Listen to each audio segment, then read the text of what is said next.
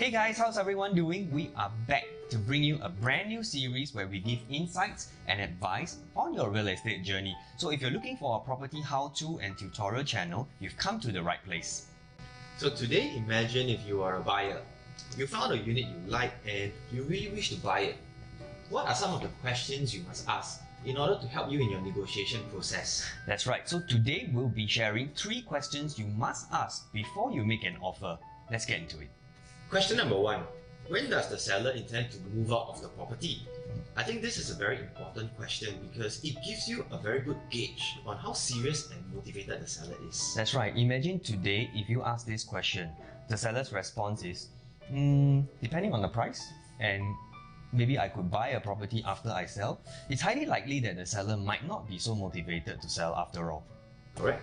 So even if I offer a very high price for the unit, it does not mean that I'll get the deal in the end, because my timeline and the seller's timeline do not match. Exactly. So sometimes it's not just about the price, but the timeline is equally important as well.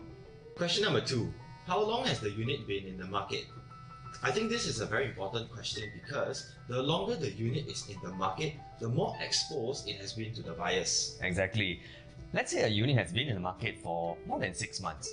Most definitely, the seller's expectations on price is too high.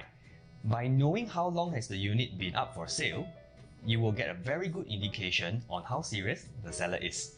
On the contrary, if this is a fresh listing in the market, say 1 to 2 weeks, chances are it has not been fully exposed to all potential buyers. So as the saying goes, grab it while you can.